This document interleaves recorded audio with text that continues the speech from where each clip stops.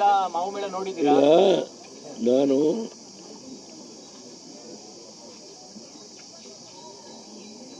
ನಿನ್ನೆ ಪ್ರಧಾನಮಂತ್ರಿಗಳು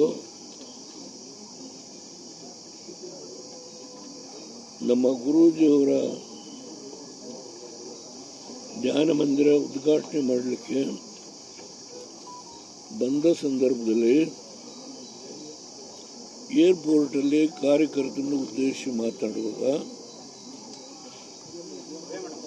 ಕರ್ನಾಟಕದ ಸರ್ಕಾರದ ಬಗ್ಗೆ ಮಾತನಾಡಿದ್ದಾರೆ. ಅದರ ಬಗ್ಗೆ ಕರ್ನಾಟಕದ ಸರ್ಕಾರದ ಪರವಾಗಿ ಜವಾಬ್ದಾರಿ ಸ್ಥಾನದಲ್ಲಿರ್ತಕ್ಕಂಥವರು ಭಾಳ ಶಾರ್ಪ್ ರಿಯಾಕ್ಷನ್ ಕೊಟ್ಟಿದ್ದಾರೆ. ಒಬ್ಬರು ಮಂತ್ರಿ ಸ್ವಲ್ಪ ತಾಳ್ಮೆಯಿಂದ ಮಾತಾಡಿದ್ದಾರೆ. ಅವರು ಸ್ವಾಭಾವಿಕವಾಗಿ ಬಂದಾಗ ಒಂದು ಕ್ಯಾಶುವಲ್ ಆಗಿ ಹೇಳಿದ್ದಾರೆ ಅಂತೇಳಿ ಒಬ್ಬರು ಮಂತ್ರಿ ಅಷ್ಟೊಂದು ಕಠಿಣವಾದ ಶಬ್ದ ಬಳಕೆ ಮಾಡಿಲ್ಲ. ಅದನ್ನು ನೋಡಿದ್ದೇನೆ.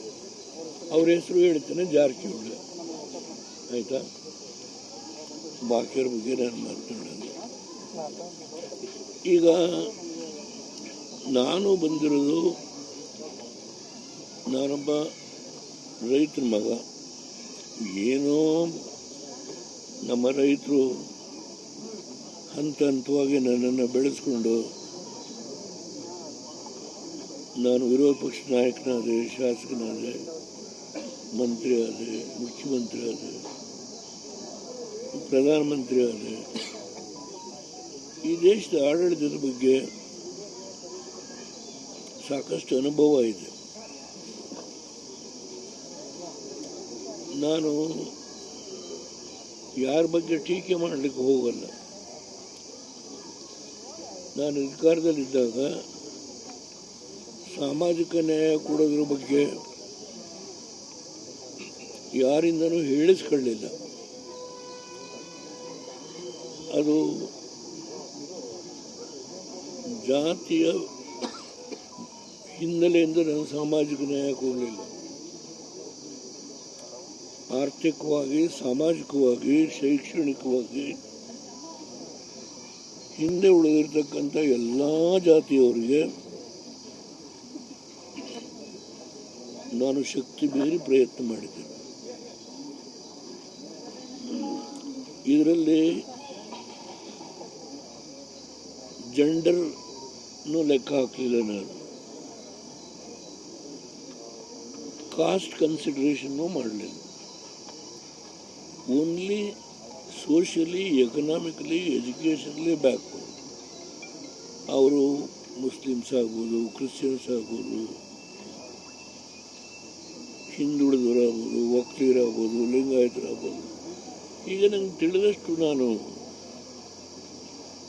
ಮಾಡಿದ್ದೇನೆ. ಹೆಣ್ಣುಮಕ್ಕಳಿಗೂ ರಿಸರ್ವೇಷನ್ ಕೊಡೋದು ಇಡೀ ಹಿಂದೂಸ್ತಾನದಲ್ಲಿ ಮೊದಲನೇ ಬಾರಿಗೆ ಕರ್ನಾಟಕದಲ್ಲೇ ಜಾರಿ ಕೊಟ್ಟರು. ಸರ್ಕಾರದ ಸ್ಥಳೀಯ ಸಂಸ್ಥೆಗಳು ನಗರ ಪಾಲಿಕೆ ಚುನಾವಣೆಗೆ ಮಾತ್ರ ಸೀಮಿತ ಅಲ್ಲ, ಸರ್ಕಾರಿ ಹುದ್ದೆಗಳಲ್ಲೂ 33% ರಿಸರ್ವೇಷನ್ನ ಇಡೀ ಹಿಂದೂಸ್ತಾನದಲ್ಲಿ ಯಾವ ರಾಜ್ಯ ಕೊಡದೇ ಇದ್ದರೂ ಮೊದಲನೇ ಬಾರಿಗೆ ಕರ್ನಾಟಕದಲ್ಲಿ ಕೊಟ್ಟರು.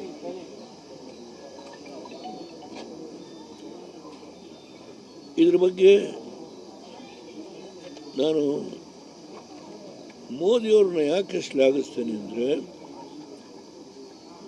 ಅದನ್ನು ನಾನು ಪಾರ್ಲಿಮೆಂಟಲ್ಲಿ ಕಾನ್ಸ್ಟಿಟ್ಯೂಷನ್ ಅಮೆಂಡ್ಮೆಂಟ್ ಮೂವ್ ಮಾಡಿದೆ.